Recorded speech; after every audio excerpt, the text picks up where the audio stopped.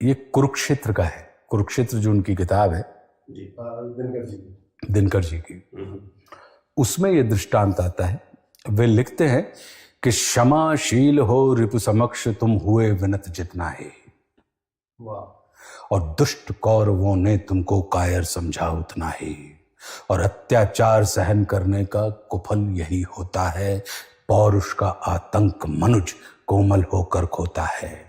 क्षमा शोभती उस भुजंग को जिसके पास गरल हो, उसको क्या जो दंतहीन विषरहित विनीत सरल हो। अब आगे लिख रहे हैं, इसमें दृष्टांत कौन सा दे रहे हैं कि जब परमात्मा श्री राम लंका के लिए प्रयाण कर रहे हैं, समुद्र के किनारे बैठे हैं और 100 योजन समुद्र उनके सामने खड़ा है, और चूंकि वो विनय, वो नमन की शक्ति में विश्वास करते हैं परमात्मा श्री राम, तो उनका ये मानना है कि प्रार्थना कर लो तो शायद प्रार्थना से सिंधु जो है, समुद्र जो है, वो हमको रास्ता दे देगा। तो लिखते हैं श्रद्धेय दिनकर जी कि 3 दिवस तक पंथ मांगते रघुपति सिंधु किनारे। 3 दिवस तक पंथ मांगते रघुपति सिंधु किनारे, और बैठे पढ़ते रहे छंद अनुनय के प्यारे प्यारे। अद्भुत लिखा है कि बैठे पढ़ते रहे छंद अनुनय के प्यारे प्यारे, और उत्तर में जब एक नाद भी उठा नहीं सागर से, और उठी अधीर धधक पौरुष की आग राम के शर से। बाण निकाला, पौरुष की आग उनके सर से निकली।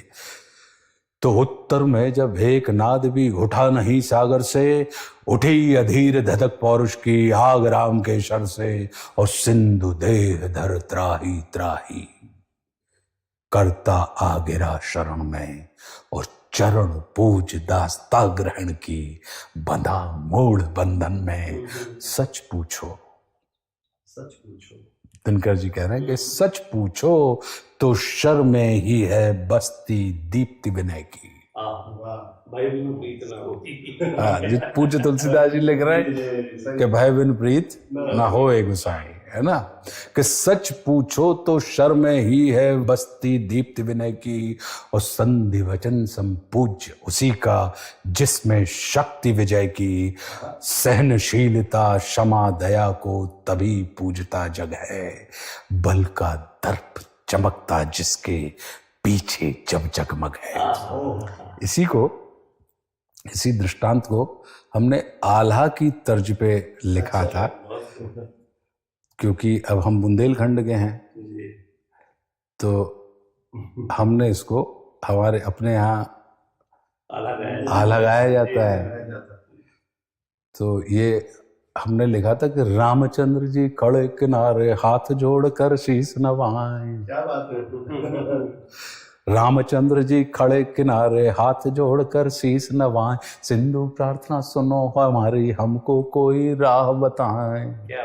बैठे और जलधि बंधे थे रावण बल से, समुद्र जलधि के जलधि बंधे थे रावण बल से, उनको वह समझ ना आए, गरज गरज के खूब उछल रहे प्रभु राम को बहुत सताए। भाई भी थे उनके साथ के लखन लाल पीछे ठाणे थे। हाँ। के लखन लाल पीछे ठाणे थे, प्रभु का मर्म समझते जाए, देख प्रभु की मानव लीला मंद मंद मन में मुस्काए। समझ रहे अपने भाई को हो कि भाई अब जो एक मर्यादा के रूप में अवतारित हैं, तो मर्यादा कथन को पालन कर रहे हैं और इसको ये समझ में नहीं आ रहा है। तो कि देख प्रभु की मानव लीला मंद मंद मन में मुस्काए, और शांत न होते देख सिंधु को लिया राम ने धनुष उठाए, और चढ़ा बाण पर प्रत्यंचा पर खल को विनय समझ न आए। बहुत सुंदर खल को विनय। कि शांत न होते देख सिंधु को लिया राम ने धनुष उठाए, और चढ़ा बाण पर प्रत्यंचा पर खल को विनय समझ न आए, और देख राम की क्रोधित मुद्रा सिंधु थर थर कांपा जाए, तुरंत गिरा प्रभु के चरणों में बोला प्रभु जी प्राण बचाए। क्या कह रहा है वो आगे कि महावीर नल है सेना में उसका भाई नील कहा है, जो भी पत्थर बे डालेंगे बेपानी में डूबे ना। और सेतु बना लो मुझ पर प्रभु जी, उससे पार करो बलवान, शांत रहूंगा जीवन भर में, मुझको क्षमा करो भगवान। क्या बात है, बहुत सुंदर, बहुत सुंदर। तो अब लेकिन बड़े लोग तो बड़े ही होते हैं, तो जब उसने क्षमा मांग ली तो परमात्मा श्री राम, वो तो मतलब परम ब्रह्म परमात्मा है, तो महासिंधु की क्षमा याचना सुनकर शांत हुए श्री राम।